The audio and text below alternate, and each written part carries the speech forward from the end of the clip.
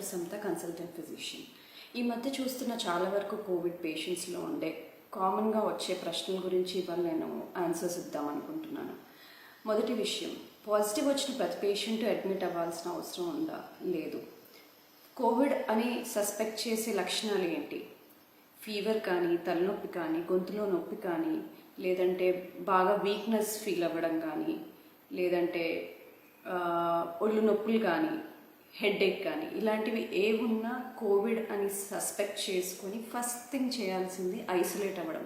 మీ family members నుండి మీరు సపరేట్గా ఒక గదిలో ఉండడం. దాని తర్వాత డాక్టర్ కోసం ఆన్లైన్ కన్సల్టేషన్కి ట్రై చేయడం. అంతేకాని ఇలాంటి సిమ్టమ్స్ రాగానే ఫస్ట్ థింగ్ వెంటనే ఆర్టీపీసీఆర్ టెస్ట్ కోసం పరిగెత్తాల్సిన అవసరం లేదు. సిమ్టమ్స్ వచ్చినప్పుడు ఫస్ట్ చేయాల్సింది ఐసోలేట్ అవ్వడం మీ ఓన్ ఫ్యామిలీ మెంబర్స్ నుంచి. దాని తర్వాత సిమ్టమ్స్ 2 డేస్లో తగ్గిపోయాయంటే పర్వాలేదు. సిమ్టమ్స్ 2 డేస్ కన్నా పెరుగుతున్నాయి అంటే ఆర్టీపీసీఆర్ టెస్ట్ ఇవ్వండి. అది కనుక పాజిటివ్ వచ్చినట్లయితే ఇంట్లో మీరు పెట్టుకోవాల్సిన ఇన్స్ట్రుమెంట్స్ ఏంటి? ఒకటి thermometer, second thing BP operators, and third thing SpO2 monitor to check your blood saturation, oxygen saturation.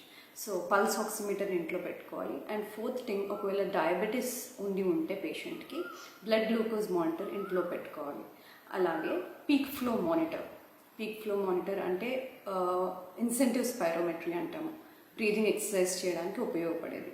ఈ 5 థింగ్స్ మీరు ఇంట్లో పెట్టుకొని సిమ్టమ్స్ వచ్చినాక మీరు చెక్ చేసుకోవాల్సినవి ఏంటి? టెంపరేచర్ డైలీ మానిటర్ చేస్తూ ఎంటర్ చేసుకోవాలి. సెకండ్ థింగ్, SpO2 ఎలా ఉంది? సాచురేషన్ నార్మల్ వ్యక్తులకి 94 కన్నా ఎక్కువ ఉండాలి. లేదు క్రానిక్ అబ్స్ట్రక్టివ్ లంగ్ డిసీజ్ ఉన్న వాళ్ళు కానీ, క్రానిక్ బ్రాంకైటిస్ పేషెంట్స్ కానీ, వాళ్ళకి మోర్ దాన్ 90 SpO2 ఉండాలి. సో మీరు ఇంట్లో ఉన్నప్పుడు, ఐసోలేషన్లో ఉన్నప్పుడు ఒక 6 minutes వాక్ టెస్ట్ అనేది చేసుకోండి. అంటే 6 నిమిషాలు నడిచిన తర్వాత మీ SpO2 సాచురేషన్ ఎలా ఉంది? మామూలుగా అయితే 5 యూనిట్ల కన్నా తగ్గకూడదు. అంటే వాకింగ్కి ముందు ఒకవేళ 97 ఉండి ఉన్నట్లయితే 93 కన్నా తగ్గకూడదు. సో 5 పాయింట్ల కన్నా SpO2 తగ్గినట్లయితే మీరు వెంటనే మళ్ళీ డాక్టర్ని కన్సల్ట్ అవ్వాల్సి ఉంటుంది. అది మీరు ఆన్లైన్ కన్సల్టేషన్ తీసుకునే డాక్టర్తో టచ్లో ఉండండి. సెకండ్ థింగ్, టెంపరేచర్ మానిటర్ చేసుకోండి. థర్డ్ థింగ్, మీ బ్రీదింగ్ రేట్ ఎలా ఉంది? అంటే ఒక్క నిమిషంలో ఎన్ని టైమ్స్ బ్రీత్ చేస్తూ ఉన్నారు? జనరల్గా అయితే 24 కన్నా తక్కువ ఉండాలి. ఒకవేళ మీ బ్రీదింగ్ రేట్ ఎక్కువైపోయిందా, 24 కన్నా ఎక్కువైపోయిందా, అది ఇంపార్టెంట్. నెక్స్ట్ థింగ్, మీ పల్స్ రేట్ ఎలా ఉంది? మీరు తీసుకున్న పల్స్ ఆక్సిమీటర్లో 2 రీడింగ్స్ ఉంటాయి, ఒకటి SpO2 అండ్ పల్స్ రేట్ ఒకవేళ 110 కన్నా ఎక్కువ ఉన్నట్లయితే still you should get back to your doctor. మీ డాక్టర్ని కన్సల్ట్ అవ్వాలి. ఫోర్త్ థింగ్, ఆయాసం ఏమైనా అనిపిస్తోందా? మీరు నార్మల్గా 6 నిమిషాలు చక్కగా నడవగలుగుతున్నారా? 6 నిమిషాల్లో జనరల్గా 500 మీటర్ల వరకు నడవచ్చు ఆయాసం లేకుండా. 500 మీటర్లు ఆయాసంతో నడుస్తున్నారా, నడవలేకపోతున్నారా, దానికన్నా తక్కువ డిస్టెన్స్ నడుస్తున్నారా? ఇది ఇంపార్టెంట్. ఒకవేళ 500 మీటర్లు నడవలేకపోయినట్లయితే, నడిచేలోపు ఆయాసపడుతున్నట్లయితే, లేకపోతే 6 నిమిషాలు నడిచిన తర్వాత మీ సాచురేషన్ అంటే మీ SpO2 తగ్గినట్లయితే, ఇలాంటి వాటిల్లో ఏది ప్రాబ్లం మీరు ఫేస్ చేసినా మీ డాక్టర్ని కన్సల్ట్ అవ్వాల్సి ఉంటుంది. ఇవి కాకుండా మీరు ఐసోలేషన్లో ఉన్నప్పుడు మీరు చెక్ చేసుకోవాలన్న బ్లడ్ టెస్ట్లు ఏంటి? CBP, CRP, D-డైమర్ ముఖ్యమైన టెస్ట్లు. ఇవి కాకుండా డయాబెటీస్ ఉన్న వాళ్ళైతే బ్లడ్ గ్లూకోజ్ కూడా చెక్ చేసుకోవాలి. ఇది మీకు సిమ్టమ్స్ మొదలైన 3వ రోజుకి మీరు చెక్ చేసుకోవచ్చు. దాని తర్వాత మళ్ళీ చెక్ చేసుకోవాల్సింది 7వ రోజు. సో 7th డే రోజు మీరు మళ్ళీ చెక్ చేసుకోండి. CRP పెరిగినట్లయితే, మీ కాఫ్ పెరిగినట్లయితే, మీకు ఆయాసం ఉన్నా, మీకు CRP సడన్గా 10 కన్నా పెరిగినా, లేకపోతే 6 నిమిషాలు నడవలేకపోయినా, ఆయాసపడుతున్నా, 6 నిమిషాలు నడిచిన తర్వాత మీ SpO2 మీ సాచురేషన్ తగ్గినా మీ డాక్టర్ని కన్సల్ట్ అవ్వండి. ఇంకోటి, CT చెస్ట్ అందరూ చేయించుకోవాలా లేదా? CT చెస్ట్ అందరూ చేయించుకోవాల్సిన అవసరం లేదు. 5 days కన్నా ఎక్కువ దగ్గున్నా, మీ బ్రీదింగ్ రేటు నిమిషంలో 24 కన్నా ఎక్కువ సార్లు ఉన్నా, లేకపోతే మీ సాచురేషన్ 6 నిమిషాలు నడిచిన తర్వాత తగ్గినా, లేకపోతే మీ ఫీవర్ ఎక్కువగా ఉన్నా, టెంపరేచర్ మోర్ దాన్ 101 ఉన్నా కానీ మీ డాక్టర్ని కన్సల్ట్ అయినాకే మీరు CT చెస్ట్ చేయించుకోండి. ప్రతి ఒక్కరు CT చెస్ట్ చేసుకోవాల్సిన అవసరం లేదు. దాని తర్వాత స్మెల్ అండ్ టేస్ట్ పోయిన వాళ్ళు ఎలా హోమ్ ఐసోలేషన్లో ఎలాంటి జాగ్రత్తలు తీసుకోవాలి. ఒకవేళ మీకు స్మెల్ అండ్ టేస్ట్ రెండూ పోయినట్లయితే మీకు అవైలబిలిటీ ఉంటే ఆర్టీపీసీఆర్ టెస్ట్ చేసుకోండి. లేదు మీకు టెస్ట్ చేసుకునే పరిస్థితులు లేవు అంటే టెస్ట్ చేసుకోలేకపోయినా పర్వాలేదు. స్మెల్ అండ్ టేస్ట్ పోయినట్లయితే అది ఖచ్చితంగా కోవిడ్ పాజిటివ్ ఉన్నట్లే. సో మీరు ప్రత్యేకంగా టెస్ట్ కోసం టైం వేస్ట్ చేసుకోవాల్సిన అవసరం లేదు. ఐసోలేట్ అవ్వండి మొదటి విషయం. రెండో విషయం డాక్టర్ని కన్సల్ట్ అవ్వండి. ఇంకా అలాగే హోమ్ ఐసోలేషన్లో ఉన్న వాళ్ళు తీసుకోవాల్సిన జాగ్రత్తలు, ఒకటి betadine gargling at least 3 times a day, and second thing steam inhalation at least 3 times a day. ఇవి చేస్తూ ఉండాలి. సో మీరు నేను చెప్పిన విధంగా 3rd day 7th day blood టెస్ట్లు చేసుకున్నాక మీ డాక్టర్ని కన్సల్ట్ అయ్యి మీ డాక్టర్ ఒకవేళ సిటీ చెస్ట్ అవసరం అంటే అప్పుడు చేయించుకోండి. అంతేగాని అనవసరంగా సిటీ చెస్ట్ చేసుకోవాల్సిన అవసరం లేదు. సో ఈ బ్లడ్ టెస్ట్లు చేసుకోవాల్సిన ముఖ్యమైన టెస్ట్లు సిబిపి, సిఆర్పి, డి డైమర్. ఒకవేళ మీరు డయాబెటిక్ అయ్యి ఉంటే బ్లడ్ గ్లూకోజ్ కూడా చేసుకోండి. అండ్ నెక్స్ట్ థింగ్, యాంటీకోయాగులెంట్స్ గురించి కామన్గా అందరు క్వశ్చన్ అడుగుతూ ఉంటారు. యాంటీకోయాగులెంట్స్ వాడాలా, ప్రతి ఒక్కరూ వాడాలా? నెక్స్ట్ థింగ్, స్టీరాయిడ్స్ అందరూ వాడాలా? డయాబెటీస్ ఉన్న వాళ్ళే వాడాలా, లేకపోతే స్టార్టింగ్లోనే డిసీజ్ మొదలైనాక వాడాలా? మీ డాక్టర్ కన్సల్టేషన్ లేకుండా యాంటీకోయాగులెంట్స్ అంటే బ్లడ్ థిన్నర్స్ కానీ స్టిరాయిడ్స్ కానీ వెంటనే సిమ్టమ్స్ మొదలైన మొదటి రోజే వాడకూడదు. మీకు స్టిరాయిడ్స్ సంబంధించి డౌట్స్ ఉంటే మీ డాక్టర్ని అడగాలి. ఫస్ట్ 5 days ఆఫ్ సిమ్టమ్స్లో జనరల్గా స్టిరాయిడ్స్ మేము స్టార్ట్ చేయము. మీ కాఫ్ ఒకవేళ పెరుగుతున్నట్లయితే 3 రోజుల కన్నా ఎక్కువ కాఫ్ ఉన్నా, ఫీవర్ మోర్ దాన్ 101 ఉన్నా, మీ సాచురేషన్స్ తగ్గినట్టు అనిపించినా, మీకు ఆయాసంగా అనిపించినా మీ డాక్టర్ని కన్సల్ట్ అవ్వండి. ఈ ప్రాబ్లమ్స్ ఉంటేనే మీ డాక్టర్ మోస్ట్లీ స్టిరాయిడ్ స్టార్ట్ చేస్తారు. అంటే పల్మనరీ సిమ్టమ్స్, లంగ్కి సంబంధించిన సిమ్టమ్స్ కనిపిస్తేనే చేస్తారు.